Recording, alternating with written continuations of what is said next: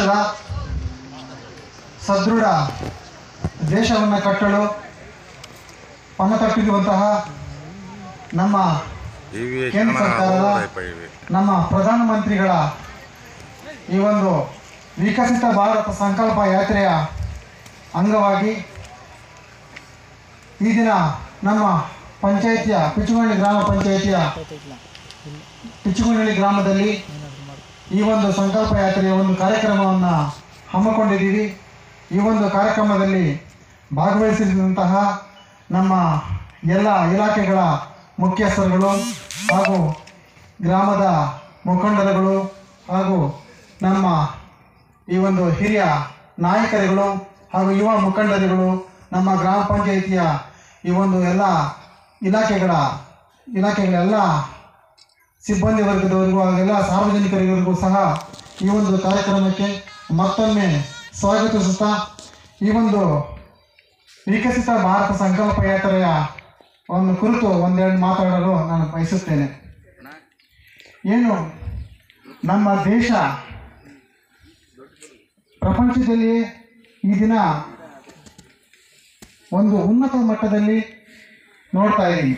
ಬರೀ ಆರ್ಥಿಕತೆಯಲ್ಲಿ ಅಷ್ಟೇ ಅಲ್ಲ, ಎಲ್ಲ ರೀತಿಯಲ್ಲೂ ಸಾಮಾಜಿಕವಾಗಿ, ಆರ್ಥಿಕವಾಗಿ ಹಾಗೂ ಎಲ್ಲ ರೀತಿಯಲ್ಲೂ ಸಹ ನಮ್ಮ ದೇಶ ಈಗ ಮುಂಚೂಣಿಯಲ್ಲಿರುವಂತಹ ಒಂದು ದೇಶವಾಗಿದೆ. ಇದಕ್ಕೆಲ್ಲ ಪ್ರಮುಖ ಕಾರಣಕರ್ತರು ಎಲ್ಲರೂ ಸಹ ನಮ್ಮ ಈ ಒಂದು ಸಂದರ್ಭದಲ್ಲಿ ನಮ್ಮ ಕೇಂದ್ರ ಸರ್ಕಾರದ ಪ್ರಧಾನಮಂತ್ರಿಗಳನ್ನು ನಾವು ಇವತ್ತು ನೆನೆಸ್ಕೊಳ್ಳಲೇಬೇಕಾಗತ್ತೆ. ಏನು ಕೇಂದ್ರ ಸರ್ಕಾರ ಹಲವು ಯೋಜನೆಗಳನ್ನು ನಮ್ಮ ಜನರಿಗೆ ತಲುಪಿಸುವಲ್ಲಿ ಯಶಸ್ವಿಯಾಗಿದೆ.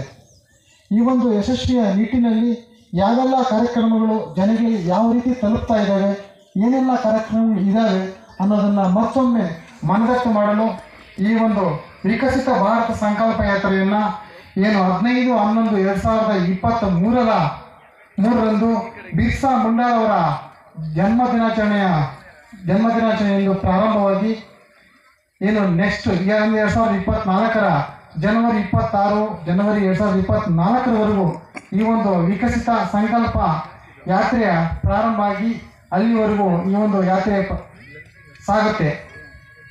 ಈ ಸಂದರ್ಭದಲ್ಲಿ ನಾವೇನು ಈ ಸಂಕಲ್ಪ ಯಾತ್ರೆ ಸಂದರ್ಭದಲ್ಲಿ ಈ ಒಂದು ಕಾರ್ಯಕ್ರಮದಲ್ಲಿ ನಮ್ಮ ಪಂಚಾಯಿತಿ ವತಿಯಿಂದಾಗಿ ಯಾವೆಲ್ಲ ಕಾರ್ಯಕ್ರಮಗಳು ನಮ್ಮ ಕೇಂದ್ರ ಸರ್ಕಾರದ ವತಿಯಿಂದ ಹಮ್ಮಿಕೊಳ್ತಾ ಇದ್ದೇವೆ ಅನ್ನುವಂಥ ವಿಚಾರಗಳನ್ನು ತಮ್ಮೊಂದಿಗೆ ಪ್ರಸ್ತಾಪ ಮಾಡಲು ಬಯಸುತ್ತೇನೆ. ಈಗ ಮೊದಲನೆಯದಾಗಿ ಹೇಳೋದಂತಂದರೆ, ನಮಗೆಲ್ರಿಗೂ ಗೊತ್ತಿರುವಂತಹ ವಿಚಾರ ಏನು, ಹಳ್ಳಿಗಳ ದೇಶದ ಅಭಿವೃದ್ಧಿ ನಮ್ಮ ಹಳ್ಳಿಗಳಲ್ಲಿದೆ ಅಂತ. ಹಳ್ಳಿಗಳು ಉದ್ದಾರವಾದರೆ ಮಾತ್ರ ದೇಶದ ಅಭಿವೃದ್ಧಿ ಆಗಲು ಸಾಧ್ಯ ಅನ್ನೋ ಒಂದು ದೃಷ್ಟಿಯಲ್ಲಿ ನಾವೇನು ಗ್ರಾಮೀಣ ಪ್ರದೇಶದಲ್ಲಿ ಬಹುಮುಖ್ಯವಾಗಿ ಜನರಿಗೆ ಉದ್ಯೋಗವನ್ನು ಕೊಡುವಂತಹ ಒಂದು ಮಹತ್ ಕಾರ್ಯಕ್ರಮ ಮಹಾತ್ಮ ಗಾಂಧಿ ಉದ್ಯೋಗ ಕಾರ್ಯಕ್ರಮ. ಈ ಒಂದು ಕಾರ್ಯಕ್ರಮವನ್ನು ಯಶಸ್ವಿಯಾಗಿ ಕೈಗೊಂಡು ಏನು ನಮ್ಮ ದೇಶದಲ್ಲಿ ನಮ್ಮ ರಾಜ್ಯ ಈ ಒಂದು ಮಹಾತ್ಮ ಗಾಂಧಿ ಉದ್ಯೋಗ ಖಾತರಿ ಯೋಜನೆಯನ್ನು ಒಂದು ಅನುಷ್ಠಾನಗೊಳಿಸುವಲ್ಲಿ ಯಶಸ್ವಿಯಾಗಿದೆ. ಈಗ ನಮ್ಮ ಪಂಚಾಯತಿ ವತಿ ಸಂಬಂಧಪಟ್ಟ ಅಂದರೆ ಈಗ ಒಂದು ಕಾರ್ಯಕ್ರಮ ಇದೇನು ಒಂದು ಪ್ರತಿ ಕುಟುಂಬಕ್ಕೆ 100 ದಿನಗಳ ಉದ್ಯೋಗವನ್ನು ಒದಗಿಸುತ್ತದೆ. ಪ್ರತಿದಿನ ಕೂಲಿ ಈಗ 316 ರೂಪಾಯಿಯನ್ನು ಒದಗಿಸ್ತಾ ಇದ್ದೀವಿ. ಇದೇನು ಕಾಲಕ್ಕೆ ತಕ್ಕಂತೆ ಒಂದು ಕೂಲಿಯ ದರವನ್ನು ಹೆಚ್ಚಿಸ್ತಾ ಇದ್ದೀವಿ. ಅಷ್ಟೇ ಅಲ್ಲ, ಈ ಒಂದು ಅನೇಕ ಕಾರ್ಯಕ್ರಮಗಳನ್ನು ಈ ಒಂದು ನರೇಗಾ ಕಾರ್ಯಕ್ರಮದಲ್ಲಿ ಹಮ್ಮಿಕೊಳ್ತಾ ಇದ್ದೀವಿ.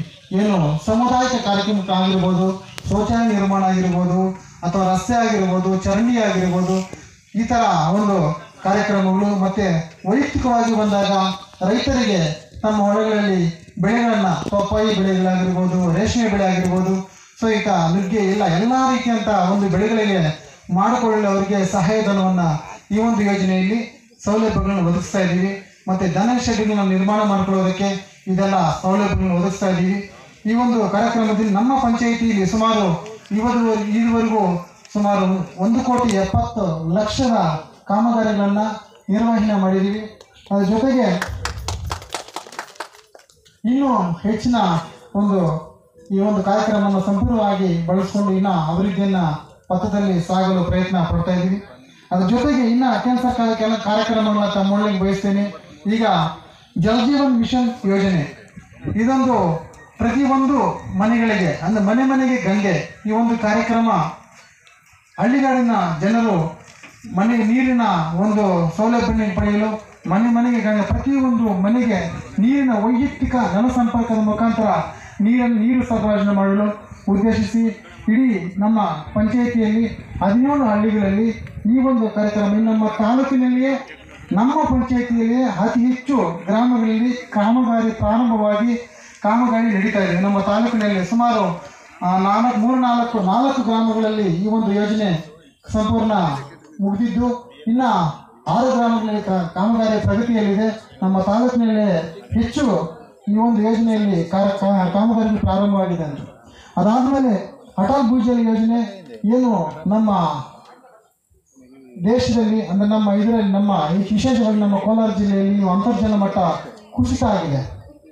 ಇಂತಹ ಒಂದು ಯಾವ ಭಾಗದಲ್ಲಿ ನಮ್ಮ ದೇಶದಲ್ಲಿ ಯಾವ ಭಾಗದಲ್ಲಿ ಅಂತರ್ಜಲ ಮಟ್ಟ ಕುಸಿತ ಇದೆ ಅಂತಹ ಒಂದು ಪ್ರದೇಶಗಳನ್ನು ಗುರುತಿಸಿ ನಮ್ಮ ದೇಶಾದ್ಯಂತ ಈ ಒಂದು ಅಟಲ್ ಭೂಜಲ್ ಯೋಜನೆಯನ್ನ ಹಮ್ಮಿಕೊಳ್ಳಿದೆ. ಏನು ಈ ಅಟಲ್ ಭೂಜಲ್ ಮುಖಾಂತರ ಅಂತಂದ್ರೆ ಸಮುದಾಯದ ಸಹಭಾಗಿತ್ವದೊಂದಿಗೆ ಏನು ಅಂತರ್ಜಲದ ಮಟ್ಟವನ್ನ ಹೆಚ್ಚಿಸುವಂಥದ್ದು, ಏನು ನೀರು ಪೋಲಾಗುವುದನ್ನು ತಡೆದು ಹನಿ ನೀರಾವರಿ ಮುಖಾಂತರ ಜನಗಳಿಗೆ ಬೆಳೆಗಳಿಗೆ ನೀರನ್ನು ಒದಗಿಸೋದಾಗಲಿ ಮತ್ತೆ ಅಂತರ್ಜಲ ಮಟ್ಟವನ್ನು ಒಂದು ಹೆಚ್ಚಿಸುವಂತಹ ಕಾರ್ಯಕ್ರಮದಲ್ಲಿ ಈ ಒಂದು ಅಟಲ್ ಭೂಜಲ್ ಯೋಜನೆಯಲ್ಲಿ ಇದೊಂದು ನಡೀತಾ ಇದೆ. ಅದಾದಮೇಲೆ ಸ್ವಚ್ಛ ಭಾರತ್ ಮಿಷನ್ ಸ್ವಚ್ಛ ಭಾರತ್ ಮಿಷನ್ದಲ್ಲಿ ಏನು